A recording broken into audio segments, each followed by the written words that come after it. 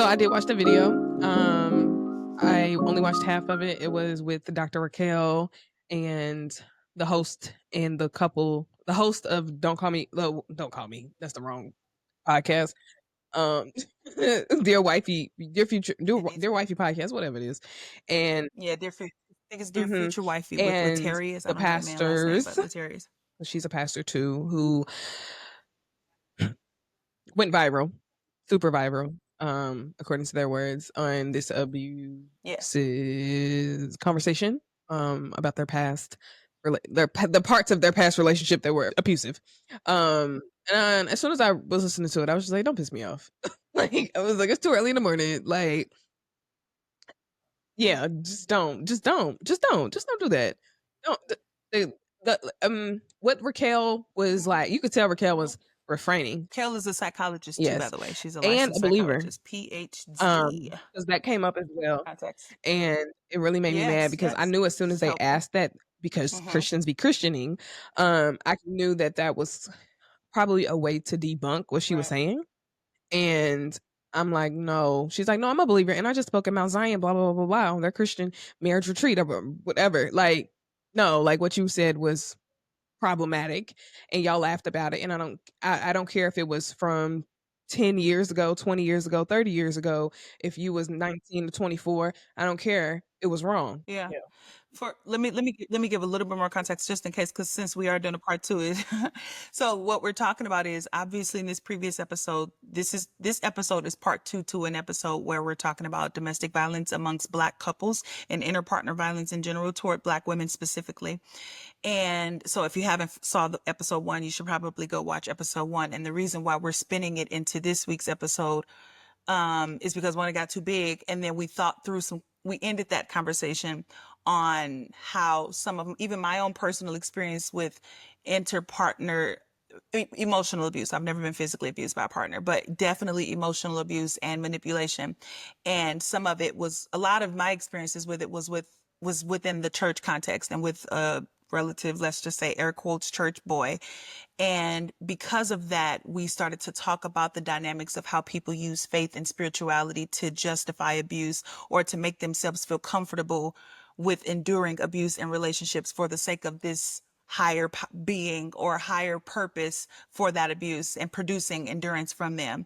And the episode that we're referencing from Dear Future Wifey's podcast talks about how they brought up they brought up he brought on a pastor and, well, co-pastors, like Morgan said, who, while they were dating before they got married, like over 20, 30 years ago, the man was cheating on her, treating her like trash, treating her horribly. Y'all probably saw the clip. It went viral of her just essentially saying, like, one of the things she said, "I ironed his clothes while he was preparing to go out with his side chick because I knew that I had a greater purpose to fulfill within myself. And it was teaching me submission. It was teaching me how to fight through." Like, I'm paraphrasing, but that was the essence of her arguments. And so we are responding I to have that. I have Just wanted to be notes very because I clear. took Okay. notes, voice notes in my in my Google Doc.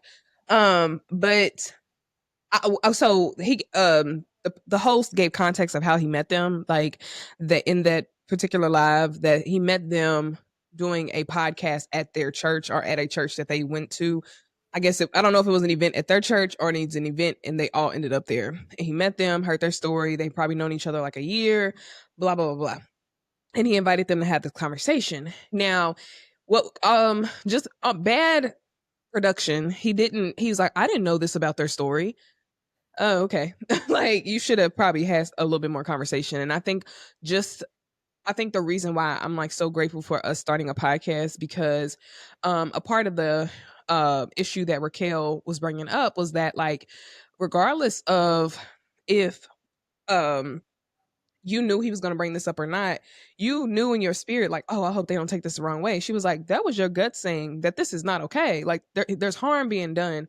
And what I thought about in that moment was, I'm about to jump, but what I thought about in that moment was how men Okay.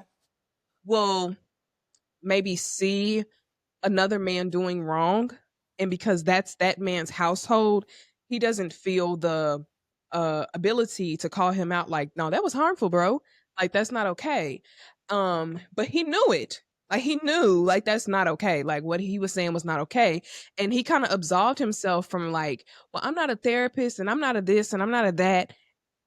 Then if that's your logic, then you don't need to be having these conversations online. And then the other conversation that the wife kept bringing up was, um, well, we was having living room conversation. So you didn't have in your mind that, oh, this is a podcast that would be debuted out, and this is the problem with you might have been healed from this, and then so you've been quote unquote healed from it, right? I don't know if trauma informed care would allow you, or trauma informed care would allow you to laugh at that at any point, like justify it at any point, like Yeah, no, um no. I don't know. I really don't. And I think I struggle with that. No, I appreciate that. I'm glad you just, because for more context too, again, just in case somebody hasn't watched it, we're responding to their Yeah. response to all of the backlash that they got from the original episode. And in their response to it, they had a conversation with Dr. Raquel and Letarius. Mhm. And Dr. Raquel kind of was on there to hold them accountable for how callously they were talking about the cheating that he did to her, and how callously and how foolishly she even sounded in her response about how she treated it and how she acted during that era of their marriage or their relationship. So in their conversation about it, in their response to all the backlash that they received, rightfully so, they were trying so hard to justify it with things like, oh, well, we were just having couch conversations, we were just laughing, we didn't really understand or feel the weight and seriousness of our actions at that present time, because we were just talking casually to Letarius. And what Morgan, I hear what you're saying like, yeah, but you knew that you were casually coming onto a podcast with over 1 million viewers, or whatever the case may be, however many. He has a ton of viewership, a ton of viewers. And she also mentioned, again, I just want to give all the context, because when we dig in, we're going to dig in right. But she also mentioned how she didn't, and this is where I will give it to her. I can see this, to be fair. I want to be as fair to her as possible. She mentioned how, because this is an old wound that she's healed and patched up relatively, she talks about it much more cavalierly, completely negating the fact that, wait, this this is a present wound for some people, and because that wound is so deep and so harsh and painful in a lot of ways, talking about it cavalierly, even though it's been a past thing for you, can be really dangerous, because this is some real stuff. You're talking about literal spiritual abuse, you're talking about literal mental abuse, like a man manipulating and tormenting you, and making you want to stay. And when she kept on bringing up the fact they both did, that they were young, I was 17, she was like, I was 17, now he was 19. Even that, I get the context of what they're saying, although we dismantled that whole concept in the last episode around the youth thing. That even is a birthing of patriarchy, because to say that, oh, it's, you're young, and so when you're young, boys will be boys and do stupid things. Like, well, yeah, you only came up with that excuse because you've been brought up in a framework that tells you that you can say that and it's okay and absolved because of your age. But anyway, I was thinking about, this is a baby girl. This is a baby girl who don't have like all the cognizance, who don't have all the wherewithal to be able to say, I'm uncomfortable, this makes me sad, this makes me scared, this is tormenting me.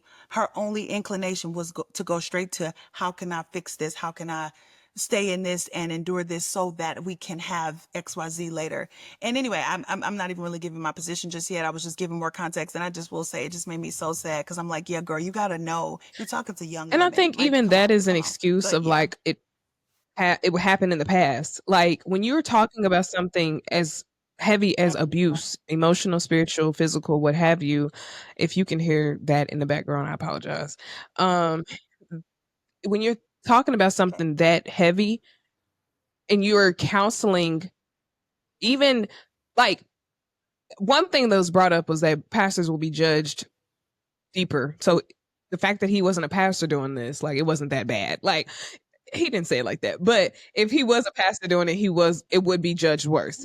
But my thing is, when you put on the mantle of a pastor and you sit down casually in front of a camera, you have to watch again what you're saying, how you're saying it. And but regardless of if you're in front of the camera, or if you're talking to your congregation, or you're talking to a girl on the street, the heaviness of abuse weighs the same, right? So I don't think it's okay to have mentality of like, I'm healed from it, and yeah, I just laughed it off. I don't think there's room for that. And you can push back on that, but I just don't think there's room for the the laughing of, and I think that was what Raquel was getting at, was no, like you there's, Mhm. and also Raquel was naming it's abuse. Like you can't just say the Right. That's well, it. Mhm. he did X, Y, and Z. No, you were getting emotionally and mentally, psychologically abused. Yeah, 100%. I love that you no, that's I want to pause there because what was happening is Right. Raquel was naming it. Raquel was giving it a name. And for years, it just hadn't had a name. And again, to the pastor's credit, they did say that at some point too. I don't know if you got that far.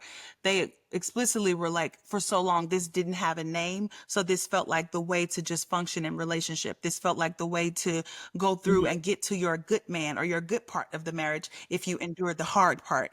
And I appreciate that. And the reason why I want to pause around the naming it portion is because when people get frustrated with how much we've put names or classifications, or even just how exhaustively we have public conversations about abuse and women's frustrations and patriarchy and all of the sort, people get frustrated around it because for so long we've just been able to just Right. exist underneath such toxicity because we just didn't have language for it. Now the language is common or more common, and Mhm. it's kitchen table talk. Heck, like even I was listening to Kimberly Foster. She always gets shouted out on this channel, but shout out to her again. She was saying the other day how 'cause she was making the cases for PhDs and how they're so relevant or important, and how on TikTok you can randomly get on TikTok or any of the girlies podcasts or just Mhm. casual conversation, you'll hear about bell hooks and things like Angela Davis and concepts that they fought for around, you know, even like the fact that you can be graped in your marriage. We know that as like, yeah, Right. duh, absolutely you can. Who wouldn't know that? Guys, there was a time that that wasn't actively known. And so when people get, from my point in saying all this, when people get frustrated at the exhaustive frequency, if you will, that we have these conversations, it's because somebody has to do the hard work of Mhm. plowing and naming things so that we can move forward from these problematic things. Because when we have the conversations around, oh, grandma used to, grandma and them, their marriage endured this and they were able to sustain during this. Yeah, because they didn't have language or even the wherewithal to know that. And I don't want to Mhm. actually, maybe some Right. did, but largely culturally, there wasn't a framework to give them the wherewithal. If they did it individually, shout out to your grandma. But there was largely no cultural framework to give them a platform to say, yeah, no, I don't want to do this. And final thought here, I'll say this. We Right. don't even have to go as far back as grandmas. Because even when I talk to my sister sometimes, oh, let me not, but I talk to grown women Mhm. like a little bit older than us, just a little bit.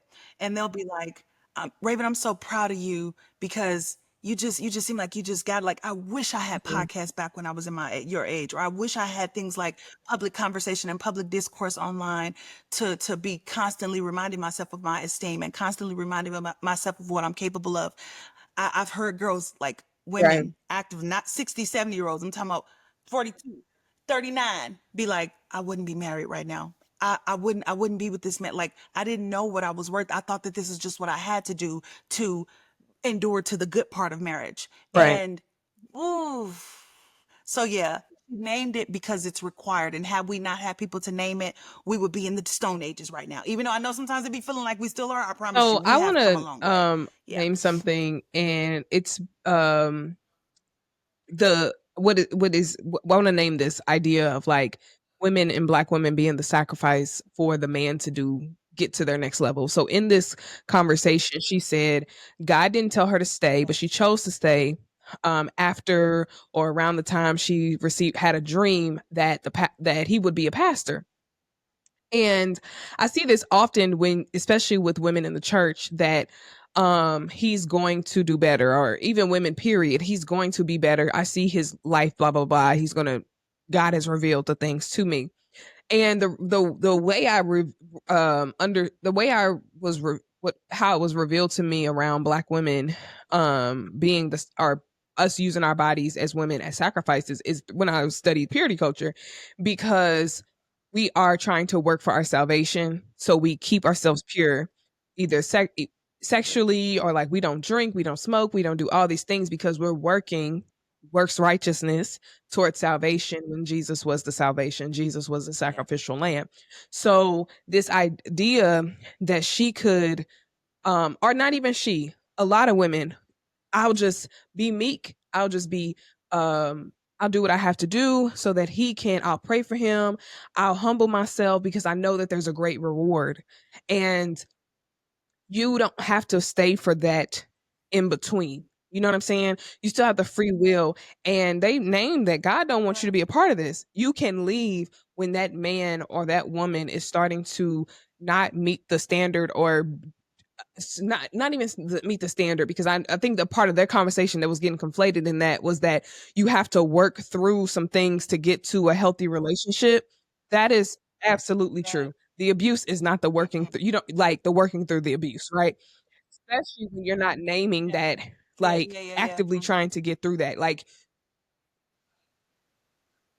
Right. anyway. No, no, no, that's good. Yeah. But just so you said, you don't have to, because I want to make sure that it was clear. She said, there are things that you have to endure in a relationship, and Right. abuse is not on that list. So it's not that relationships don't require endurance. It's that relationships don't Right. require endurance through Right. abuse And that to whole become idea good of like relationships. Yeah. Go sacrificing ahead. yourself to know, like to know that my man is eventually going to be this great person or this great thing. You don't have to stay. You can leave. You don't have to sacrifice yourself for that. Kids, no kids, what have you. And I think that was also what Dr. Raquel was saying, was that you can be whole and apart. You can be whole in co-parenting and all the things. And go ahead, go ahead, go ahead. I'm sorry. I'm sorry. But we stir each other up. Because I'm thinking back to the video. I did a video about this. If you're interested, on my personal YouTube channel, which I was the name of it? Black Women in Her Church, but oh yeah, Black Women in Her Church, a complicated love story, I think. But anyway, we talked about that though, how the first part you said, I want to slow it Okay. down because let's stretch it out a little.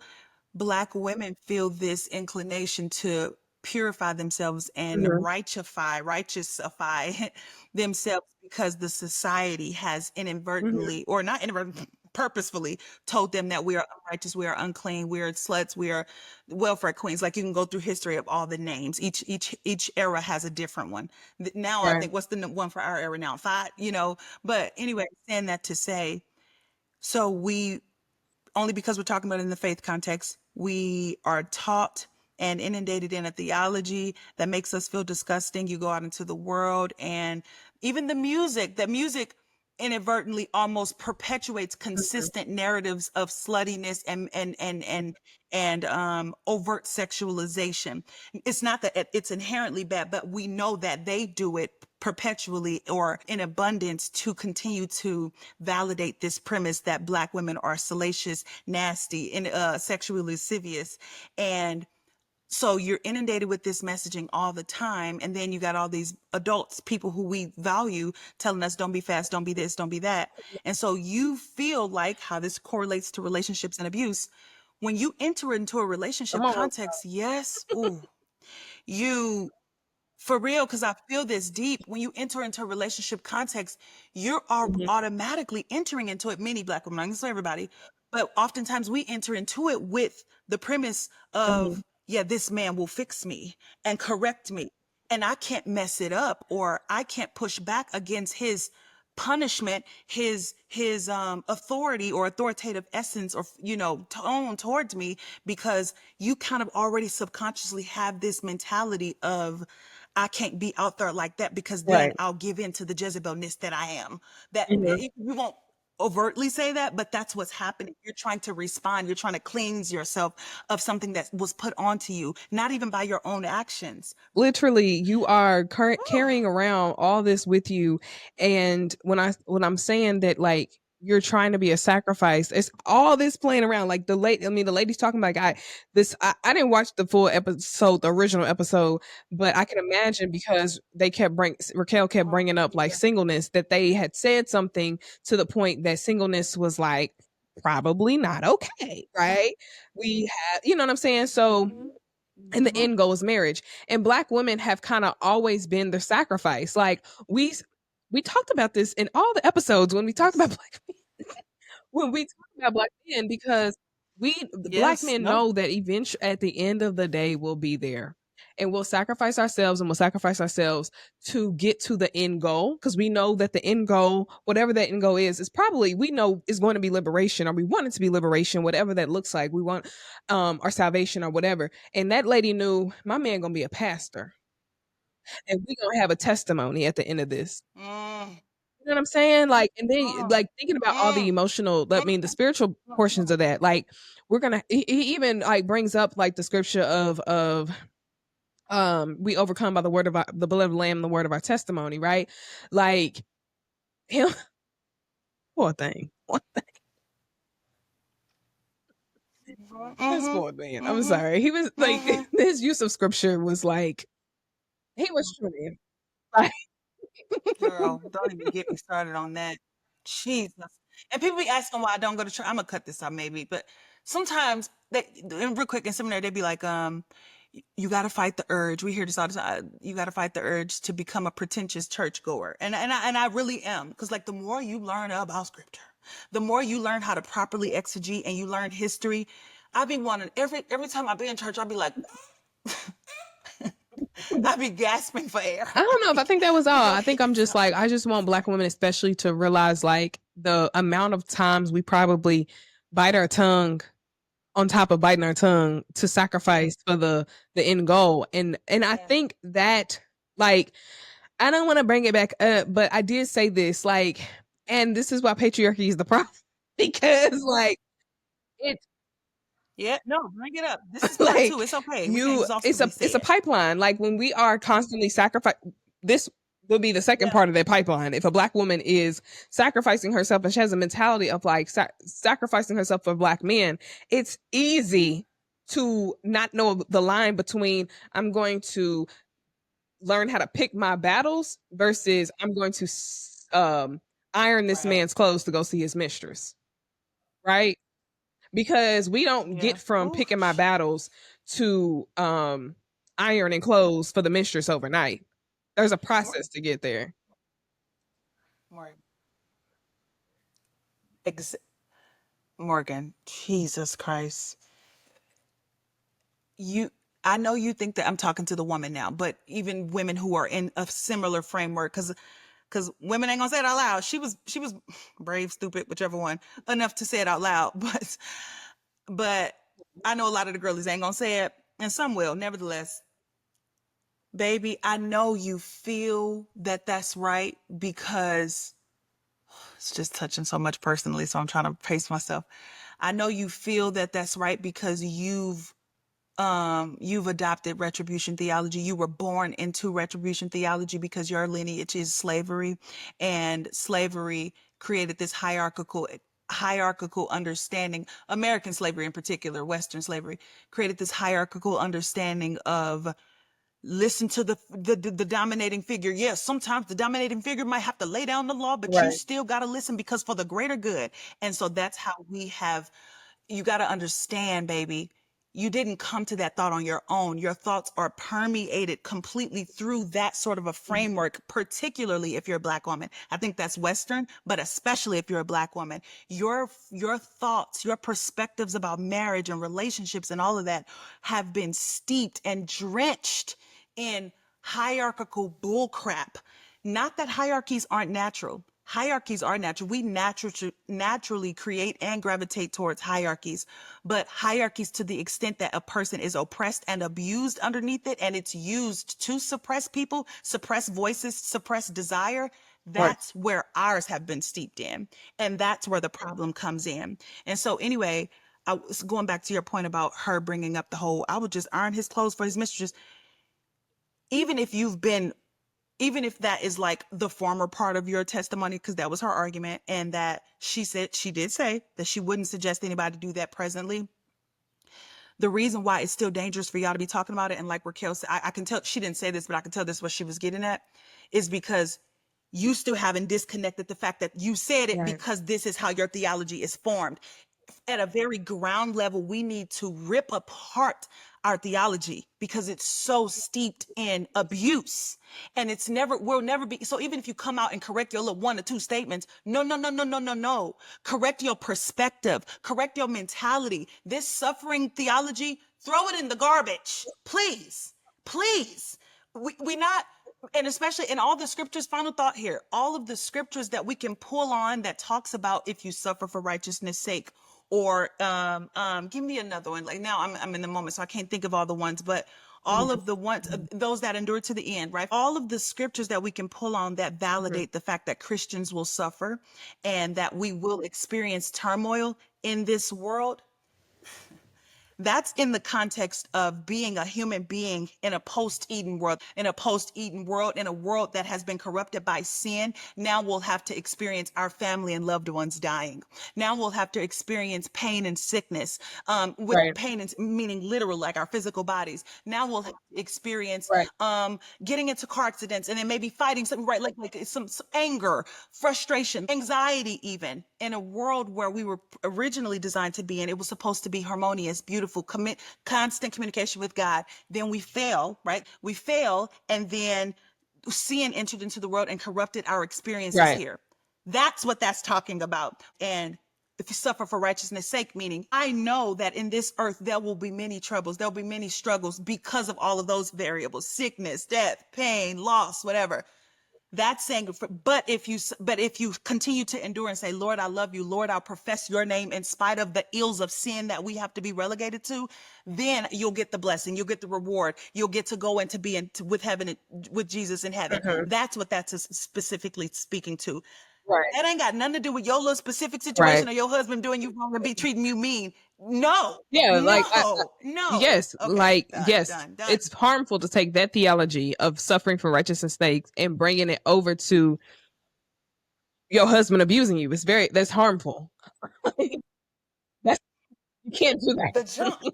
the but jump that you, girls is like, but we know women. It was baby. we know black women who do that. They will pray and pray and pray and throw oil on the altar and all the things, even to this day. Not 30 years ago, right?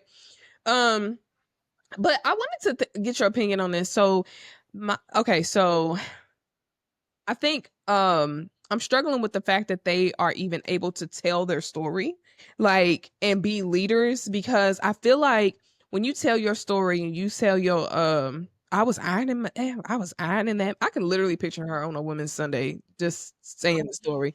I was ironing his clothes and blah blah blah. Like Ugh, I can just imagine another woman sitting there who might be right under that, right? Well, I ain't ironing his clothes to go see his mistress, so it must not be that bad. You know what I'm saying? So I'm like, yes, I feel like they should yes, be able to tell yes. their story, Mm-hmm. but should they be able to stand and be the example of a Christian marriage if Mm-hmm. it has this basis? Because yeah, I don't know. I just don't That's feel like good. telling that That's good. story is in church is safe. Especially because the end result is that you're still with them Yeah. even after the abuse. Like, so even though you can switch it around and have the conversation, well, we healed. I don't treat him like that. I don't treat her like that no more. I don't give that example to my children no more.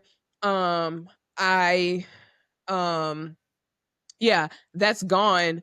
But the history of Yeah. what you went Far through from it.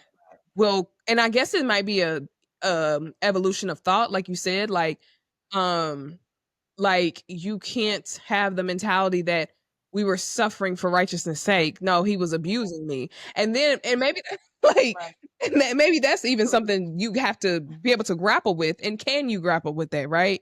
Um I don't know if that makes sense, but I'm just like, Yes. can you be the example? No, it does. It does. It does. Mm-hmm. That I struggle with saying, like, obviously my knee jerk reaction is no, they shouldn't be the example, but I struggle with that because in the Black community, everything is so, all of our Mhm. experiences in this country are shaped in strife. So when Right. you start cherry picking which stories can and can't be told, then you strip us from our ability to. Mhm. The only reason we have evolved such that we have is because we've been able to tell stories as wrought with pain as they've been. So, and but I want to pause there too and say that that makes me sad. Actually, I just want to leave some space for this because our stories are so wrought with so much pain. So, in order to hear about Right. marriage in the Black community, you got to hear this part. As much as that's ugly to say, we don't get the chance to. I think all races, to be fair, experience like partner toxicity because again, I'm a post-Edenist. Everything is toxic here. I hope we don't sound like negative some days, but because the Lord is our hope and our salvation, right? He's the cornerstone of all joy and peace. But human experience, as beautiful as it is also deeply tragic. So anyway, but let's talk about Black people. I think we don't get the luxury of having the like, yeah, theirs is not great, Right. but the last two that I saw were, or, I'm sure there are healthy Black marriages. Let me give the caveat. Of course, there are healthy Black marriages. Of course, there are Black people who didn't necessarily have the story of, we started off in terror and then 20 years later, he fixed it. Everybody don't have that story, but I will say the reason why, like, the exceptions don't disprove the rule, I guess, or should I say that the exceptions prove the rule. So often the Black story, the Black family narrative, because of all the history that we've gone through, is steeped in so much pain. And it makes me sad that we don't get the chance to think about marriage, talk about marriage without all of the fake, overly socially contrived social gender wars, and just the toxicity between men and women, because our men, we said it in the last episode, Mhm. were stripped of so much social respect, so they came home and abused us, and then abused and or left us, and then Black women, for whatever struggles we may have with attitude and all the things that they say, came because literally a whole part of our family was stripped away from us, and we had to navigate a world beyond Right. that. We had to say, shoot, but the kids still got to eat. Shoot, but the lights still got to stay on. Okay, let me pivot, let me adjust. And so I said all the time in sessions, we just, Black people just literally Mhm. perpetually live in the adjustment. So to your thought, we can't dismiss their stories, but I'm sitting with you in the fact that it is so painful, because it's like, dang, so what do we do? Because we don't want to perpetuate this, but we don't want to dismiss Black stories, because this is still a Black Mhm. woman who I love, and that's a TT. That's silly as they sounded. Love TT. That's her. She was Right. navigating the world as the crooked room that Black girls get to grow up in, and it just Right. sounds silly because we got language for it now. So I guess the It's question hard. is, I and don't. it's That's the probably also answer bringing up for a me, pet anyway. peeve of mine is like, should should they not tell the whole story? But, like, detail, and I mean details, not the whole story. They should tell the story of like it was bad and it got better, Yeah, because yeah, I think there's value to that. But and I'm literally thinking about the details because again, the person listening to this, they might say, "Well, my situation isn't that bad, and they're not getting help," right? And then it also, so that brings up to me, like, again, who's leading these conversations in spiritual spaces, and the problem that I have with the Black church and other churches, not just the Black church, who don't hire actual professionals to do things like marriage counseling or right. conversations around Yeah. relationships. You can literally hire a therapist to have a conversation, a Christian therapist to have a conversation about marriage and Yeah. families in your Yeah. church, right? Yeah. And those can be the people that lead the Sunday brunch, Mm-hmm. or those can be the people that can lead the conversations in Mm-hmm. your conference, right? Those are the people that have been trained and studied and all Yeah. the things. And I think and they know how to handle it in a way that is trauma informed, that is backed by scripture and research. You know what I'm saying? Like, so, and I know that a lot of times in the Yep. Yep. Black church we can get scared or fearful of, and I think again that's why he asked, are he either asked or made comment to her, Dr. Raquel being a believer, because immediately, and I've had this happen where my degrees have been secondary in the to my calling, or secondary to um like, them degrees don't mean nothing, right? What does the scripture say? You know? And it's like those things can work together, and be we can have conversations with those things in tandem. So I think that's my struggle, is they've led people, and this is just my conversation. Like they've led people in areas that they're not. Yeah, qualified, Yeah. qualified. Qualified. Yeah. Yeah. Right. You can tell Marriage don't make you qualified they to talk can about call marriage. you in to Woo! the professionals can call you in to tell your story so that we can navigate it as a community together of what is right and what is wrong and how we heal Yep. from this Yep. versus you taking your story and trying to find the good out of it, the put the scripture on it, make it pretty. Let the professionals be able to do that for you. Yeah. Yep. Yep. No, that's facts. Being no facts. I will say to their credit again. That's what I say. Yeah, I watched the whole thing. They Oh, said okay. they'd have therapists on staff at their church. They do have licensed therapists on staff at their church, but they said that they so casual or not casually, but they often talk about their own marriage story. So that's why it felt like we were ha ha ha ha ha to them while they were talking about it because they talk about it so frequently. But anyway, no, spot on. Yeah, get professional help. Get somebody who know what they're doing, know what they're talking about. And yeah, I was about to say I might be biased. I am hella biased, but it's also because literally the exhaustive amounts of classes, study, and even personal books that I read consistently to do marriage therapy and to do couples therapy, because that's one is my favorite. It some days I say that because some days I be like, oh, I was doing that wrong. Oh, I was thinking about that completely wrong. Oh, okay. And I reform weekly my thoughts. Not, I mean, I add to them, not to say that it's just haphazard, but each week I'm adding more things to my lexicon of understanding so that I can do this well and so that I can understand human beings well. It's so many dynamics to marriage therapy rather than like a what you Right. got. Okay, girl, sometimes you just gotta. Is there value in TT and TT Tani's perspective? Hell yes, it is. Is there value to sitting down with an old saint seasoned person and hearing their wisdom? Absolutely. We overcome by the blood of the lamb and the word of our testimony. That is, even though they use that kind of inaccurately too, but overall, that scripture does essentially mean testify to the goodness of Jesus. And that's how people become Mhm. overcome, not your personal, oh, actually, I just answered it. Yeah, testimony to Jesus's goodness, not your endurance.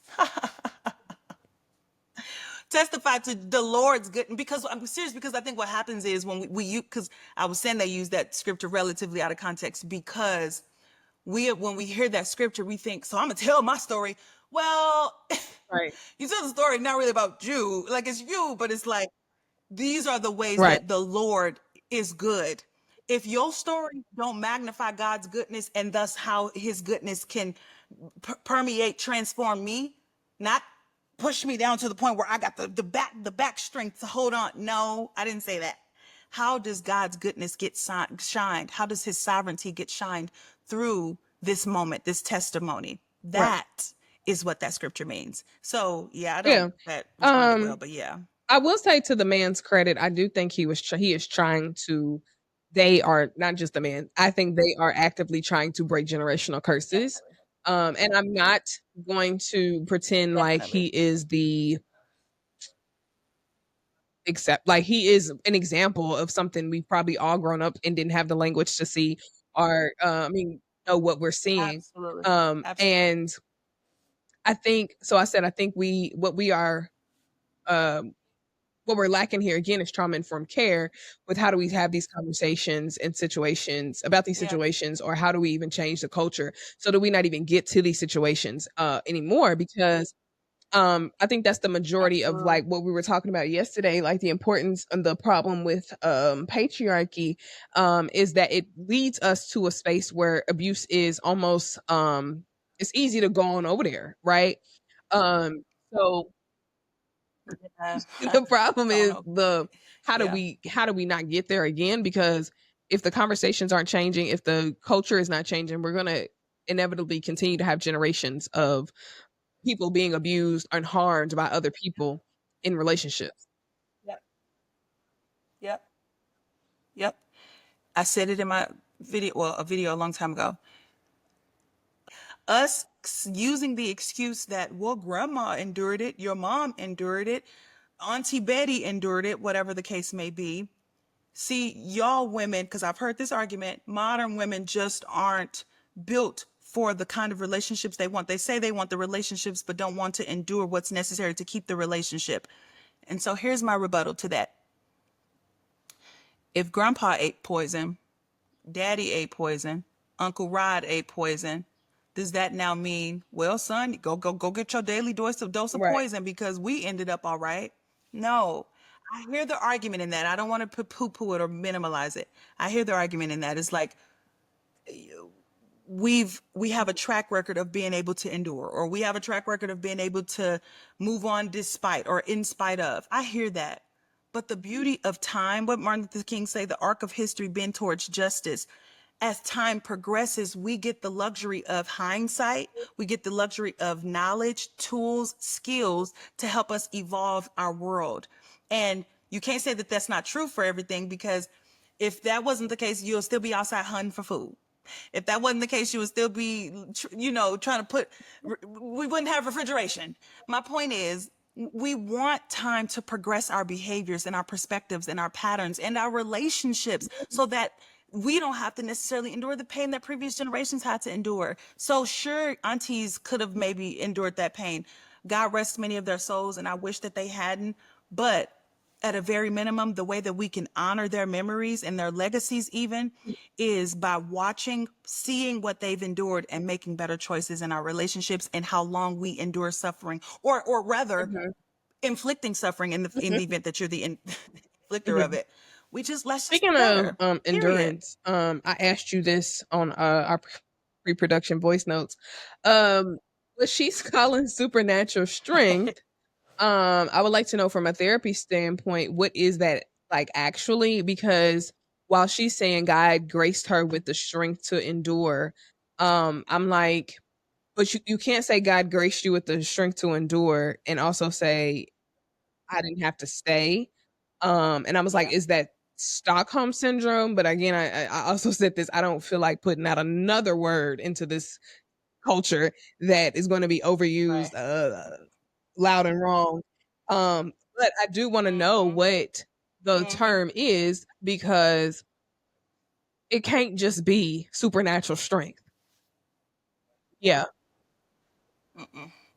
Not even a little. Not even a little bit. No, I mean, relatively, it is Stockholm syndrome for sure. I think I know why you would hesitate with that though, because you're talking about like victims and victimizers, or captors and captives. A lot of times when we like Stockholm literally came from the concept of people being kidnapped and then now feeling a kinship to their kidnapper and their abuser. And so that word feels like big, too big sometimes. So yes, Stockholm does work, but I'll even give you one that's more Listen. fine tuned. I'll give one that I often use a lot. We're living in the adjustment. And what I mean by that is, I think all humans are, but specifically to abuse context. What happens is we're born as little bitty babies, just really quick. Born as little babies, babies need love, nurturing. Come soothe me, come show me that you care, right? But what happens oftentimes in the age of our formative years, 0 to 5, we develop what's called an attachment style. And that attachment style is developed depending on how your caregiver embraces you or engages with you. If they disengage and are real standoffish, then you'll develop this sort of a feeling like, oh, well, I have to self-soothe. I have to make myself feel better. Or if they do like inconsistent engagement. Some days they're on you, but then some days they're not. Then you could develop what's called anxious attachment. And it's like 4 or 5 other ones, right? Okay, now how that applies to present day. So then what happens is that attachment style is developed early on, and then people learn from their caregivers whether or not the world is a safe space to inhabit. And so when they learn quickly that either it is or it isn't, but let's talk about an abuse context. Many times, many abused victims have learned that the world isn't a safe place to inhabit. So either I need to be standoffish, or I need to gravitate towards abuse because that's what I know. That's what my context has told me. So they were born with the expectation that I need love, I need nurturing, blah, blah, blah. Their bodies, their little brains, their little subconsciouses had to pivot and adjust. That's why I call living in adjustment. They adjusted to the abuse. And so what a lot of times abusers, or abuse victims rather, go through is, I want to be in a good relationship. I want to feel good. I want to do all the things that make me feel good in a relationship and be loved. But this is the context and framework that I understand love in. So let me adjust. And then it that you live in the adjustment so long that it feels like the norm. And so people are perpetually living in the adjustment and have rationalized it, because the brain is also really fluid. It will shift necessarily to make sure that you survive, right? So living in the adjustment. I think a lot of abuse victims are just living in the adjustment for the sake Mhm. of survival, because that's the number one thing all human beings want, to thrive and to Yeah, I do. survive. I think, I hope that makes but sense. I Yeah. think that makes me sad because I feel like, especially like if you grew up Yeah. with older black people in your family, like I vividly remember my granny telling me like not to pick up one of my nieces or nephews or cousins because it helps them build their lungs. No, you are struggling with the fact that generations before you, you said what? Build a lung. Literally. Build their lungs, bro. No, we're That's not so. building our lungs. We're Oh, not crying yeah. it Go out. I ahead. am adamant about the not cry it out method because all we are doing is just trying not to be emotionally connected with each other and with the babies or whatever. So we as a black people, because we've had to in like slavery, Jim Crow, all the stuff, we've had to learn how to adjust, Yeah. right? We Endure. sometimes Yeah. it's easier to cut off the connection than it is to um embrace that baby crying. When I say if the baby's crying, it feels like my heart is being ripped Mhm. out of my chest sometimes, like because there's an attachment. And yes, and Yeah. I did Yeah. try the cried out method, and I literally felt myself ignoring her cries. Um, when she was like after and within that week of me, um, um, trying it out. So that like really showed me like how connected we are to our children and how much like ignoring those tears can cause us to adjust our ears away from them. And there's a difference between like learning to teach your children how to like um live without you and just flat out ignoring that. I'm saying all that to say ignoring them. You're you saying that we learn how to live in the adjustment. Black people have been exposed to just lack of emotional connectivity that we start off as children Yes. So being long. disconnected from our Hmm. we get start off as children being Yes. disconnected from each other, like from our primary caregivers, and then don't let the little boy be the child be a boy. And like, and that's kind of what I want to bring up a little bit here, that he was talking about blah blah blah blah blah. He was talking about he didn't start to like reframe his mind until he read the Bible and said he realized he was fearfully and wonderfully made, and that he didn't recognize that he was somebody because he's dyslexic, because he said he was dyslexic. He didn't have basically I think he was saying the pastor didn't have any worth outside of throwing a football. And I'm like, and this is what I'm saying, when there's particular roles that men have to stay in, and when they don't meet those rules, smart, when they That's don't where I meet went. those roles of athletic, you set your son up to be this athlete. He tear his ACL, he tear his body up, and now he don't have no other outlet, or he doesn't feel he has worth outside of the role or the the Yep. the Yep. you know the role that he's been given his entire life. He goes through this whole crisis, he's in Yeah. pain, now he's inflicting pain upon others. Like, this is what I'm saying when I say you struggle with patriarchy, because now this little boy who has been socialized, us as black people already socialized to not be in Yep. connectivity with each other as to our caregivers. Add on a layer of that as him being a boy. Boys don't cry, boys don't have feelings, blah blah blah. And you end up with a young man, 19, 20, 24 years old, probably having no idea what to Yep. do with his life next. Maybe he was gonna go pro. You know what I'm saying? I didn't hear the elaboration of like what he meant when he was saying like not having a football in his hand. But when you don't give space for men to be able to be something more than just more than just macho, more than just allowing them to have feelings, allowing them to be I don't want to say soft and call a man soft, but um cared for, it sets them up to put this shell on, this hard exterior on, to not be able to breathe and be able to pivot and try something different when maybe their plan A failed. Their plan A of patriarchy and whatever Absolutely. patriarchy said was going to work for them failed.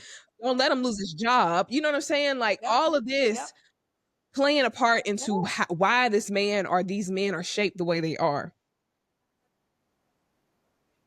No, that's all I just, everything I just heard from that. I'm not even gonna add to it. Insecurity plus patriarchy, Patriarchy like for gives men, insecurity too. the word, right? Actually, yeah, it gives the, actually, you know what? Actually, I take that back because I was, yeah, actually, I'm gonna edit all of that out because you're right. Woo. I want to name this though in response to that.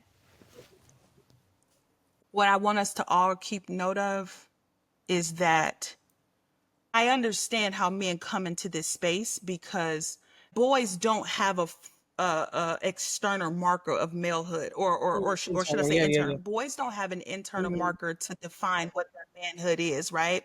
And so, and what that means is how Mm. girls, we have a period, we get boobs. Yeah, actually, that's really it. Your hips start to spread, right? Physical things that we can say, okay, now she has entered into the next phase. Don't get me wrong, boys do, their voice get deep, but outside of that, they really don't have. Oh yeah, and in addition to our hips, our boobs, and our periods, then we start immediately getting attention from the opposite sex.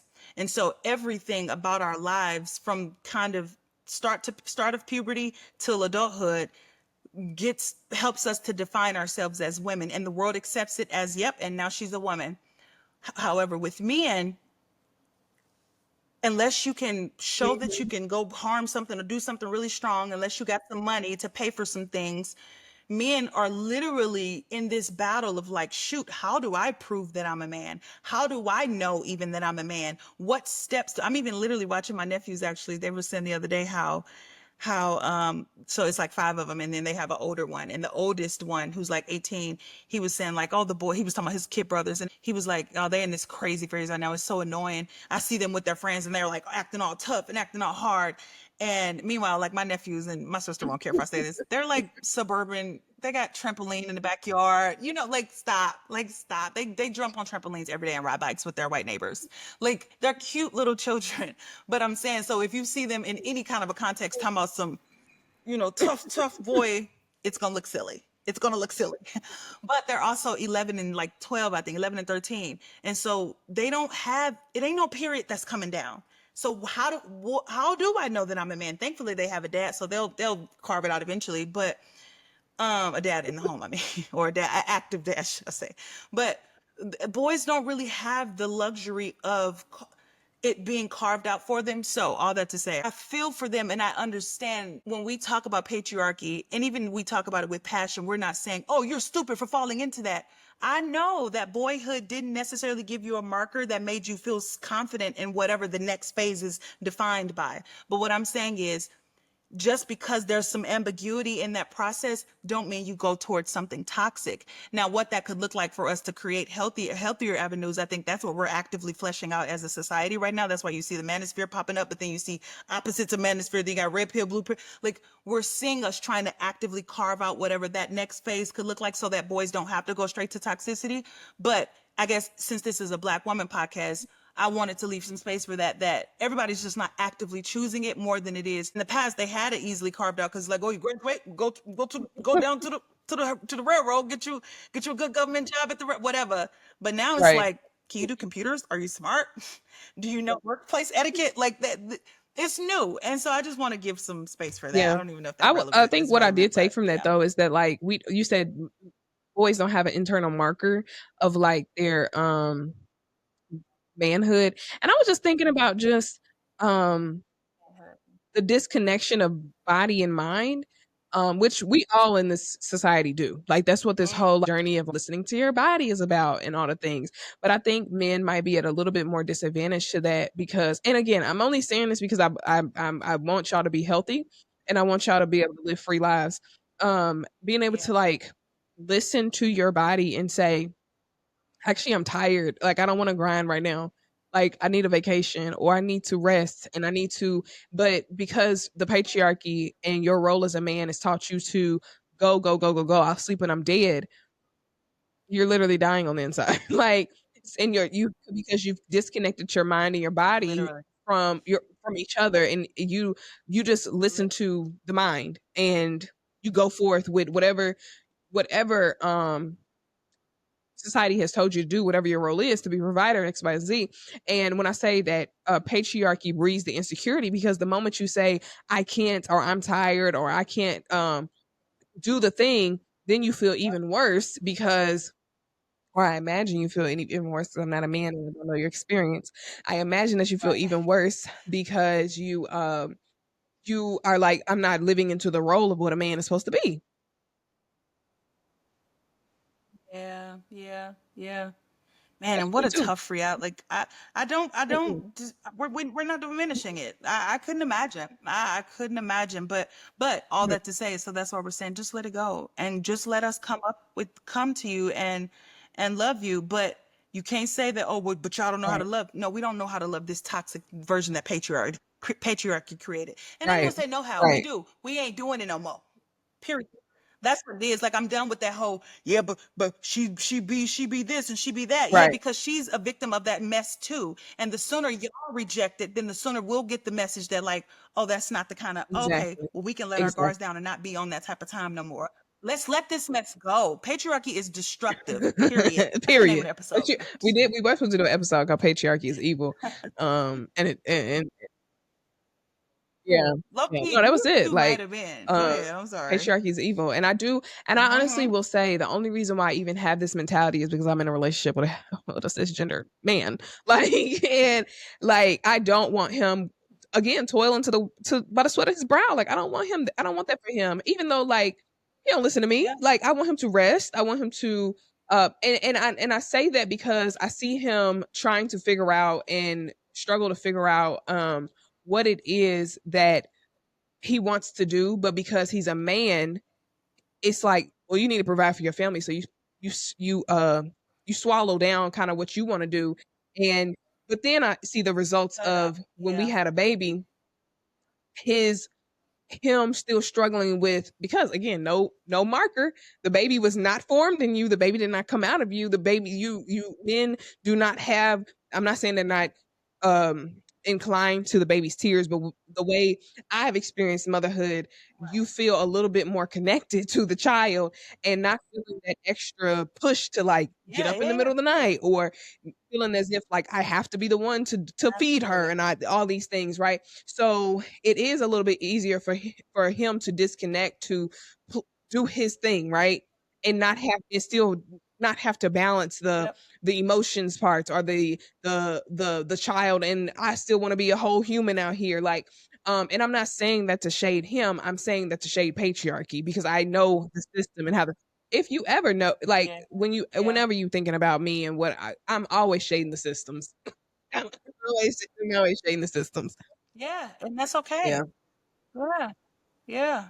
That's gonna actually be my Curious. book suggestion. My book suggestion is gonna be a book of the Bible, but no, that's good. But because the more you talking, oh, I want to do a whole YouTube segment on this too. On my channel, I just want to do a Mhm, all the ways that Genesis gives us the answer. Because if you think about it, if you really, really think about it, this is why I still am a creationist. Because if you think about it, bro, the thing that you keep quoting, mhm. the whole working it to the sweat of his brow, Oh, toil, wow, that's and crazy. that's 317. Genesis 317.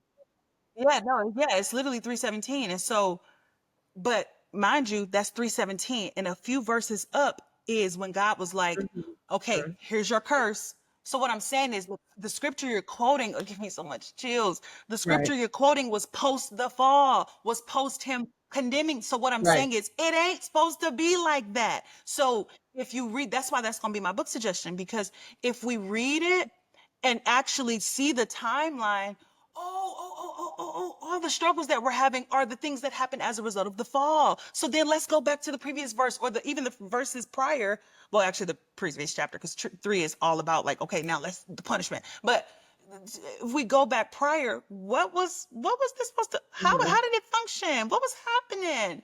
Like, so yeah, we if you wanted to look at this from a faith perspective, since we did start this episode with the pastor, all of this stuff you talking about is sin and stuff after the sin. So we're trying to create normalcy in a sinful framework. No, let's get back to chapter 2, because chapter 3, y'all trying to create the family framework from chapter Right. 3, when in actuality we need to go back to chapter Right. 2, And you chapter can 1 and 2. we can Period. live we can have heaven on earth. Like, we don't have to so essentially what you're saying is we don't have Yes. to try to figure out how to make Genesis 3 work. You can reverse go back to what was the original plan, and we can work to dismantle the systems. We can work to dismantle the Yes.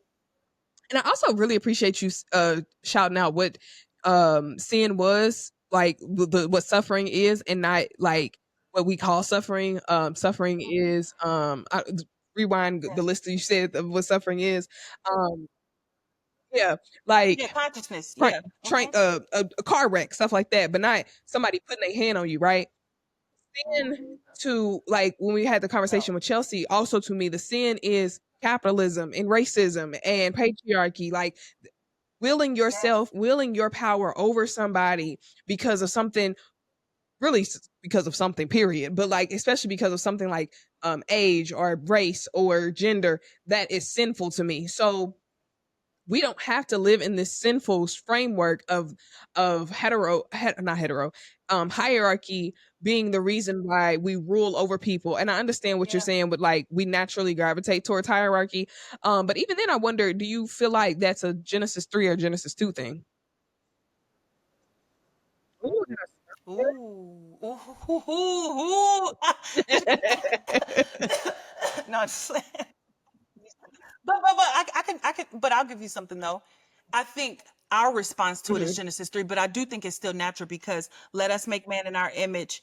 God, God, even again, as a creation theorist, a person who believes in creationism, should I say, he gave Adam Mhm. dominion Okay, over yeah, the yeah, world, to create, to name yeah, things. You yeah. know what I'm saying? So I think, wait, yeah, I got it. Our nature is towards hierarchy Mhm, yeah, because we yeah, have yeah. something higher to us. I hope my lecture. Our nature is hierarchy because we have something higher than us Right, that we right, worship. We corrupted it. 3 on, it was corrupted. I think it's beautiful. So that's what I was trying to get at towards the end of our last episode. This stuff gets me so passionate, but I we are beautiful, and even our inclination towards a family structure that is complement. I'm okay with all of that. Genesis 3 on just gave us the reasons why it's so hard. right. But Come Matthew on. on, Oh, where shit. Jesus, girl, I'm for real. No, because Ah, literally what I was I'm about to so say was, serious right now. if the goal is Genesis 2 and we're trying to get back to Genesis 2, the way we get back to Genesis Ah, 2 is Jesus. Like, he is this, right, the the new dismantling, Adam, right? friend, the new Like, because Adam. I was thinking about, like, okay, God's framework, we often look at how God looks, God is this punisher and blah blah blah blah. Was God a punisher in Genesis 2? And then is God a punisher when Jesus came back on the scene, right? How we look at God and how we look at salvation and all the things should only be working for Genesis 2 in your I don't know if I'm a Mhm, creation theorist, but in Raven's mhm, mhm. it makes sense. In Raven's I get you. theology, the only thing we should be Yeah, doing is looking at how God functioned and how man functioned in Genesis 2 and how God functioned and man functioned after Jesus yeah, got on the scene and bled died. yeah.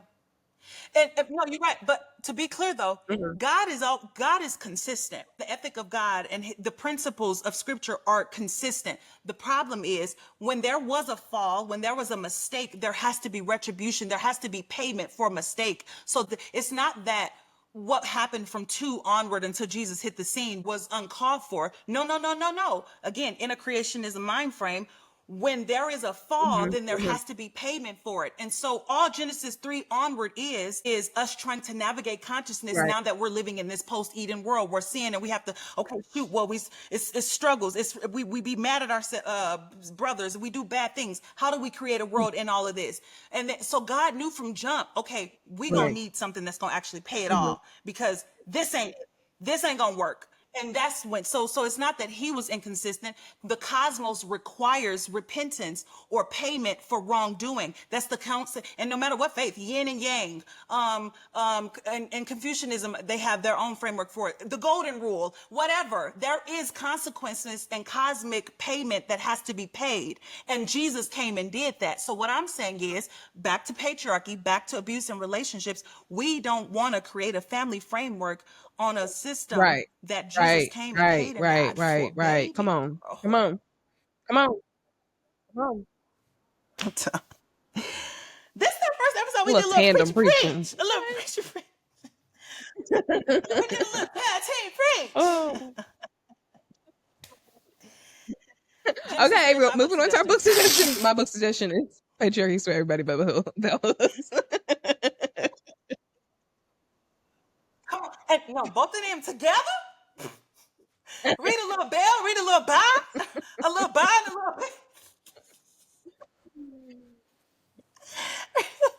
The a little Bible in the Bible, a bed. little The bell, Bible in the bed. Bible,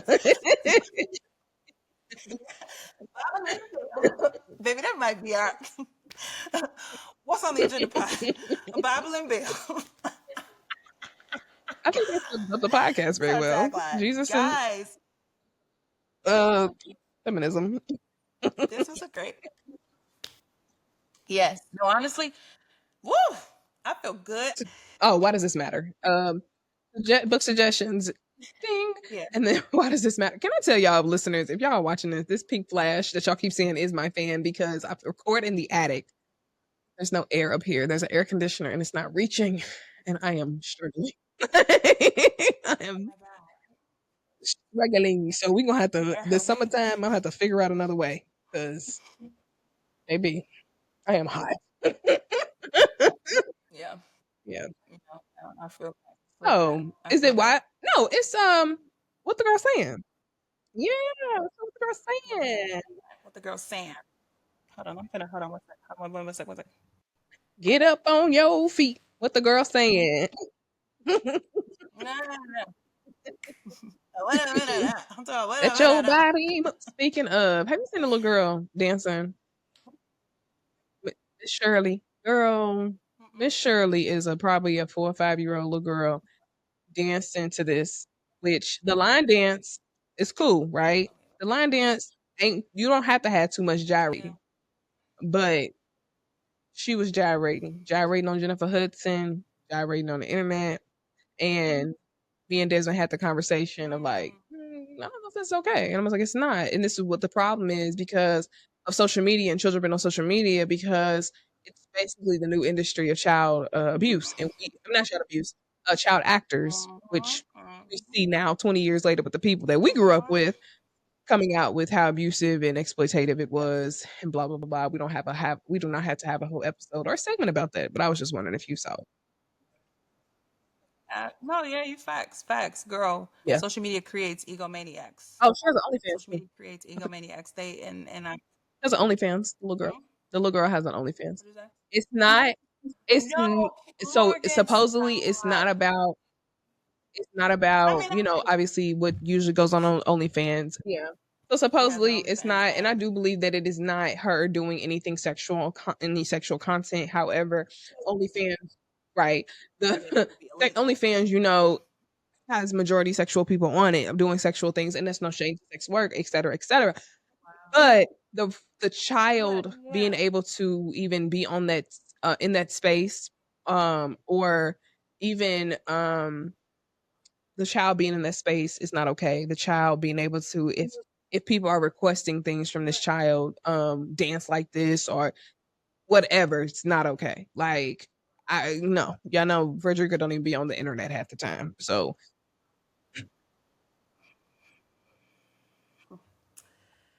that's not I'm her real sorry to baby name. girl. But What's her name? Shirley. her name is Miss Shirley. Oh, Girl, they oh done my. dressed her up singing to Get me off Johnny of this. Gill talking about put on your red dress. Girl, girl. And she got Yep. Okay. Next episode, we're going to be, or one of them, we're going to talk about, because I haven't done my Sexy Red episode yet, but we need to talk about the sexualization of Black women and how condemning it is over sexualization, and how condemning it is not suppressing voices, but rather it's calling out a problem in the matrix. But Yeah. yeah, yeah. So, what are the girls saying? Do I have one? Let me see. Well, I told you. I mean, mine isn't as fun as yours, I don't think, but I got a call this week just about how the episode, addressing queerness in the Black community and the Black churches and all the things, how it was really freeing. And then they told me how they sent it to their friend so that they can have conversation about them essentially going back to church, because she had gotten out of church for a while because she's queer. And obviously church hasn't always been the safest place for queer people. But the episode sparked a conversation and re-sparked her interest and Mhm. feeling like, wait, maybe there could be potentially a space for me. I don't have to suppress this part of myself, or I don't have to, Right. heck, just suppress my desire to go just because of this part of my identity, That's So beautiful. that, I mean, Changing uh, lives out here. I know, Changing couldn't lives. get any better for me. So, period. Come on, Rhoda. Changing lives. Um, um, What about you? Speaking of that, I met somebody who basically they're in a poly relationship and three they're in a triad, three women or whatever, and they went to a Kev on Stage concert, I mean comedy show, and they purposely like dressed the same at a church, and they were like, "Oh, it's friend." Like they was like, "We don't know, we in here together," and I was like, "Oh, that's cute." Like, and I told them about the episode, Wow. Wow. but that's not what what's the girl saying. Um, Mine is just I went when I went out Yeah. last Saturday. My friend was like, "I listened to y'all's episodes like 2 or 3 times." And I'm like, "What? Yeah." Like, she was like, "I love Raven and I just love the podcast." And yeah, so I do. Love you back, I friend. I'm just super grateful for our listeners. So if you have any questions, you want to be featured on our What the Girls Saying segment, DM us on all the social media platforms, or you can email us at what's on the agenda pod at gmail.com. Um and we will engage with you however you would like us to engage with you. Um yeah. And moving on to our next segment. Speaking from the heart into the heart, why does this matter? Why does this matter to me? Because um, we just been down too long, child. For real.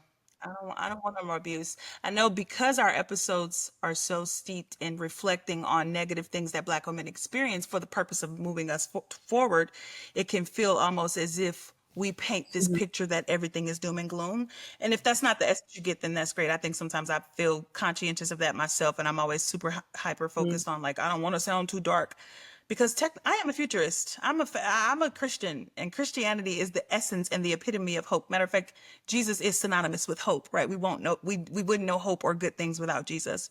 And so anyway, saying that to say, there is hope and there is language, and I'm so fortunate to be in community with you, Morgan, because, like, we go to school, we get educated, we even endure personal things our own selves, so that the girls coming behind us don't necessarily have to, or even our sisters, or even our grandmothers who maybe didn't have the knowledge, moms, whomever.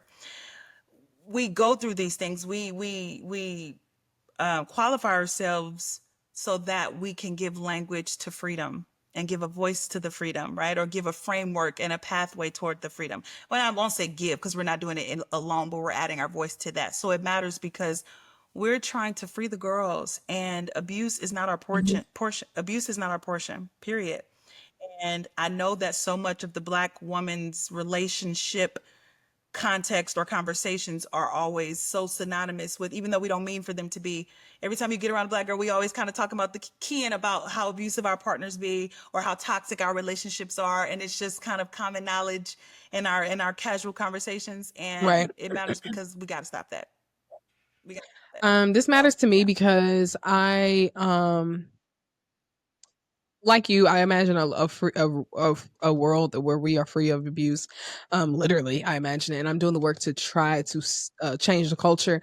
And I do want it's very personal to me. Like I do want us to be in better relationships, like as Black women, and especially the girls in the church. especially the girls in the church who have this have the extra layer of spiritual abuse on top of it. Because I always think like when you have the I don't know where I heard this, but whoever you might we might have had a conversation, you might have said it. Like whoever is everybody who's fighting for God is basically fighting for what they think is right. So like um the East versus the West, the North versus the South, if they got God on their side, whoever God is, they think they are moving in the name of God. So when you have this big God of the universe telling you X, Y, and Z, or you have this man telling you the God of the universe is telling you um you supposed to submit, or you supposed to do this and you supposed to do that, or even a man who is being told those things by I don't know if that actually works reversed, but like but anyway, when you have the extra layer of I get it though. spiritual abuse, it's probably a little bit harder to navigate, especially when you don't have a God to pray to when you feel like the God is being used against you. Yep. Um so that's why that matters to Yep. me. Well, this was wonderful. This was a if you haven't watched part one, watch part one, because this will help to give framework for this one. And like, comment, and subscribe. I And need to rate say us. that because we need to say that. Like, yes, yes. Like the video though, because the more likes we get, I'm really learning. I mean, you should subscribe too, because like, girl, what is you doing? But like it because it gets the lets the algorithm know that people like it. Like, I mean, literally, what's and it spreads it more. So you'd be surprised how much a general just did the job. No, So thank yeah, y'all that again was for joining us. Another episode of What's on the Edge of the Podcast. thank you. Bye.